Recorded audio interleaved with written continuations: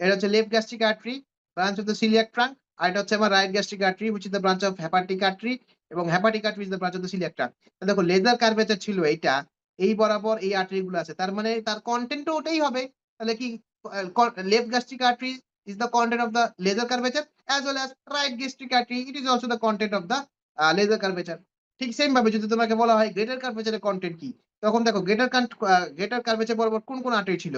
এই দেখো left gastroepiploic artery একটা ছিল, আবার নিচের দিকে দেখো রাইট গ্যাস্ট্রো এপিপ্লয়িক আর্টারি।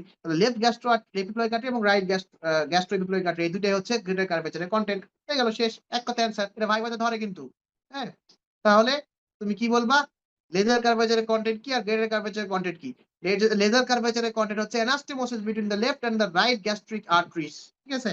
আর তারা তো অ্যানাস্টেমোসিস করতেছে, তাই না? এই দেখো লেজার কার্ভেচারের বরাবর কি কি থাকতেছে, left and right gastric vessels. হ্যাঁ, আর গ্রেটার কার্ভেচারের কন্টেন্ট কি থাকতেছে, গ্রেটার কার্ভেচার বরাবর যে কন্টেন্টটা থাকতেছে সেটা হচ্ছে দেখো এই যে কার্ডিয়াক এন্ড বরাবর এই যে দেখো left and right gastroepiploic vessels, ঠিক আছে। আর কার্ডিয়াক এন্ড বরাবর gastrophrenic ligament opposite to the fundus gastrosplenic ligament.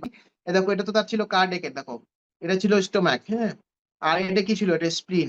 Stomach এবং স্প্লিন একটা লিগামেন্ট দিয়ে কানেক্টেড থাকে, ঠিক আছে। এই লিগামেন্টকে বলা হচ্ছে গ্যাস্ট্রোস্প্লেনিক লিগামেন্ট। এটা এখন এই গ্যাস্ট্রোস্প্লেনিক লিগামেন্টটা কার বরাবর দেখতেছো তুমি, দেখো গ্যাস্ট্রোস্প্লেনিক লিগামেন্ট। এটা এটা এটা স্টোমাকের কোন পার্ট ছিল, এটা ফান্ডাস ছিল, তাই না?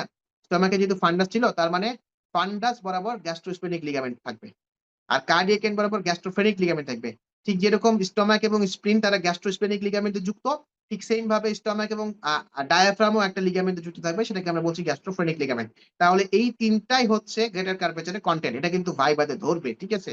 যখন ধরবে তখন ডেফিনেটলি আমার কথা মনে করো এবং আমার কথা মনে করে এই অংশটা দাগায় রাখো, এটা কিন্তু ধরে পরীক্ষাতে, ঠিক আছে।